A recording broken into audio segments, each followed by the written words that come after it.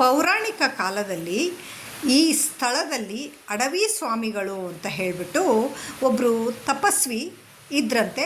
ಅವರು ಈ ಸ್ಥಳದಲ್ಲಿ ಕುಳಿತು ತಪಸ್ಸು ಮಾಡ್ತಾ ಇದ್ರಂತೆ. ಹಾಗಾಗಿ ಈ ಸ್ಥಳಕ್ಕೆ ಅಡವಿ ಗಲ್ಲಿ ಅಂತ ಹೇಳ್ತಾರೆ. ಬೋರ್ಡಲ್ಲಿ ಕೂಡ ಅಡವಿ ಗಲ್ಲಿ ಅಂತಲೇ ಬರೆದಿದ್ದಾರೆ. ಇದು ಇರೋದು ಎಲ್ಲಪ್ಪ ಅಂತ ಹೇಳಿದ್ರೆ ನಮ್ಮ ಮೈಸೂರಿನ ಹೃದಯ ಭಾಗದಲ್ಲಿ.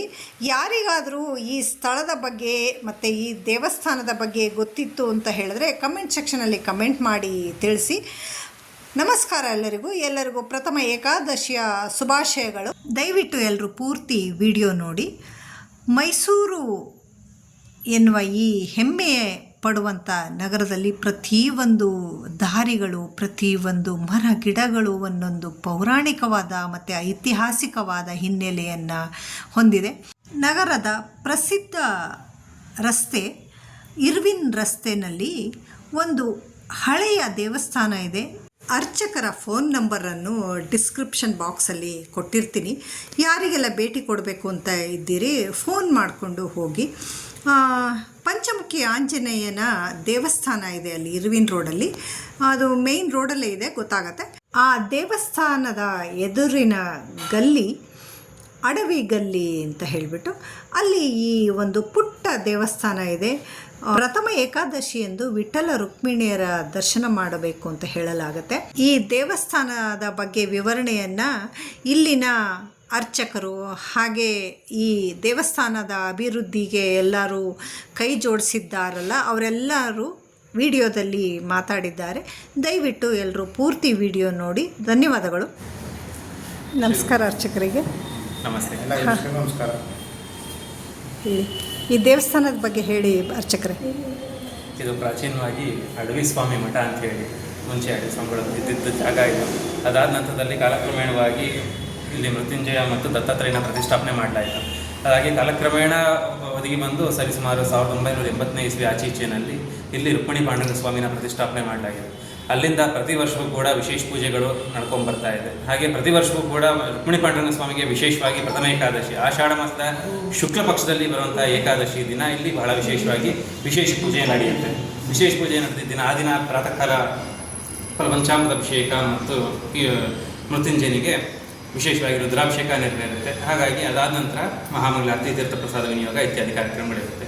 ಅಂದಿನಿಂದ ಇಂದಿನವರೆಗೂ ಸಾಕಷ್ಟು ಭಕ್ತಾದಿಗಳು ಪ್ರತಿ ವರ್ಷವೂ ಬಂದು ಶ್ರೀಯವರ ಕೃಪೆಗೆ ಪಾತ್ರರಾಗಿ ರುಕ್ಮಿಣಿ ಪಾಂಡುರಂಗ ಸ್ವಾಮಿಯ ಪ್ರಸಾದ ಅನುಗ್ರಹವನ್ನು ಪಡಿತಾ ಇದ್ದಾರೆ. ಇದೇ ರೀತಿ ಪ್ರತಿ ವರ್ಷವೂ ಕೂಡ ನಡ್ಕೊಂಡು ಹೋಗ್ತಾ ಇದೆ. ಹಾಗೂ ಎಲ್ಲ ಭಕ್ತಾದಿಗಳ ಪ್ರೋತ್ಸಾಹದಿಂದ ಮುಂದಿನ ವರ್ಷಗಳಲ್ಲಿ ಇನ್ನೂ ಯಥೇಚ್ಛವಾಗಿ ದೇವಸ್ಥಾನ ಅಭಿವೃದ್ಧಿ ಆಗಲಿ ಅಂತ ನಾನು ಭಕ್ತಾದಿಗಳ ಪ್ರಾರ್ಥಿಸ್ತೇನೆ. ಶಿವರಾತ್ರಿ ಸಹಕಾರ ಕೊಡ್ತಾ ಇದ್ದಾರೆ.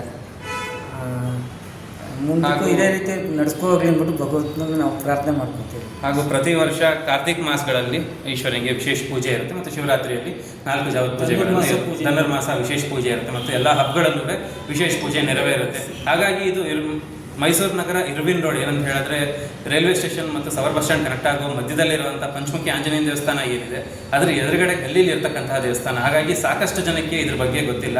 ಹಾಗಾಗಿ ಒಂದು ಲ್ಯಾಂಡ್ ಮಾರ್ಕ್ ಏನಂತ ಹೇಳಿದ್ರೆ ಪಂಚಮುಖಿ ಆಂಜನೇಯ ದೇವಸ್ಥಾನ ಏನಿದೆ ಅದರ ಎದುರುಗಡೆ ಇರತಕ್ಕಂತಹ ಗಲ್ಲಿನಲ್ಲಿ ಇದಿರ್ತಕ್ಕಂಥದ್ದು ಅಡವಿ ಸ್ವಾಮಿ ಗಲ್ಲಿ ಅಂತ ಹೇಳಿ ಗಲ್ಲಿಗೆ ಹೆಸರು. ಗೂಗಲ್ನಲ್ಲಿ ಸರ್ಚ್ ಮಾಡಿದ್ರೂ ಸಿಗುತ್ತೆ. ಆಗ ಸಾಕಷ್ಟು ಭಕ್ತಾದಿಗಳು ಬಂದು ದೇವರ ಕೃಪೆಗೆ ಪಾತ್ರ ಆಗಬೇಕಾಗಿ ವಿನಂತಿ.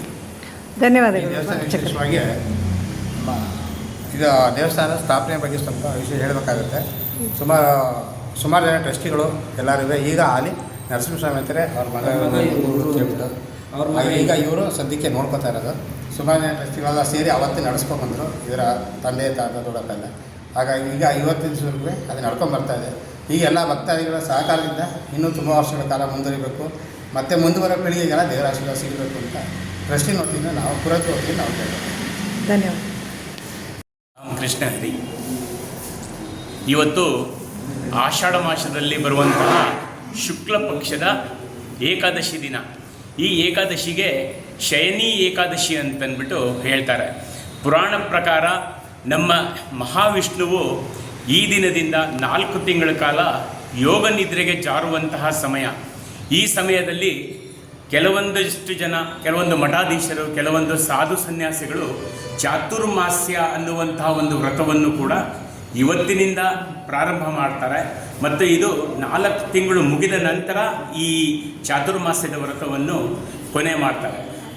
ಈ ಶಯನಿ ಏಕಾದಶಿಯ ದಿನ ಪಂಢರಾಪುರದಲ್ಲಿರುವಂತಹ ಭಕ್ತವತ್ಸಲನಾದ ಪಾಂಡುರಂಗ ವಿಠ್ಠಲನಿಗೆ ಸಮರ್ಪಣೆಯಾದಂತಹ ಜಾಗ, ತುಂಬ ಉತ್ಕೃಷ್ಟವಾದ ಜಾಗ. ವಾರಿ ಸಂಪ್ರದಾಯ ಅಂತಂದರೆ ಕಾಲ್ನಡಿಗೆಯಲ್ಲಿ ಮತ್ತು ಪ್ರತಿ ವರ್ಷವೂ ಒಂದು ಸಾರ್ತಿಯಾದ್ರೂ ವಿಠ್ಠಲನ ದರ್ಶನ ಮಾಡಬೇಕು ಅನ್ನುವಂತಹ ಭಕ್ತಾದಿಗಳು ಆಷಾಢ ಮಾಸದಲ್ಲಿ ತುಂಬ ಪ್ರಾಮುಖ್ಯತೆಯನ್ನು ಇಟ್ಟುಕೊಂಡು ವಿಠ್ಠಲನ ದರ್ಶನಕ್ಕೆ ಹೋಗ್ತಾರೆ ಅಂತಂದ್ಬಿಟ್ಟು ಹೇಳಿ ನನ್ನ ಮಾತನ್ನು ಮುಗಿಸ್ತೀನಿ. ರಾಮಕೃಷ್ಣ ಹರಿ. ಧನ್ಯವಾದಗಳು.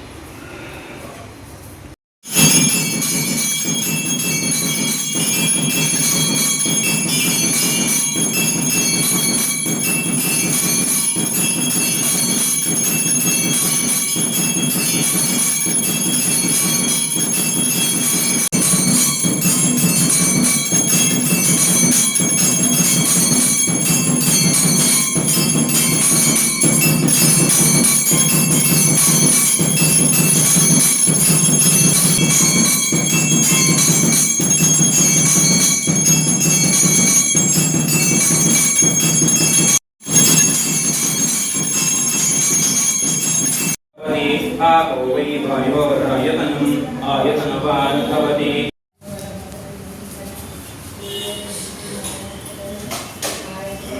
ಇರುವಿನ ರಸ್ತೆಯಲ್ಲಿ ಇರುವ ವಿಠ್ಠಲ ರುಕ್ಮಿಣಿಯರ ದರ್ಶನ ಮಾಡಿ ಪ್ರಸಾದ ತಗೊಂಡ್ಬಿಟ್ಟು ಅಲ್ಲಿ ಹತ್ತಿರದಲ್ಲಿರುವ ಅಶೋಕ ರಸ್ತೆಯಲ್ಲಿ ಕೂಡ ಒಂದು ವಿಠ್ಠಲ ರುಕ್ಮಿಣಿಯರ ದೇವಸ್ಥಾನ ಇದೆ. ಇದು ಕೂಡ 150 ವರ್ಷದಷ್ಟು ಹಳೆಯದು. ಅಲ್ಲಿಗೂ ಕೂಡ ಬಂದು ದೇವರ ದರ್ಶನ ಮಾಡ್ಕೊಂಡು ಬಂದೆ. ಧನ್ಯವಾದಗಳು ಎಲ್ರಿಗೂ.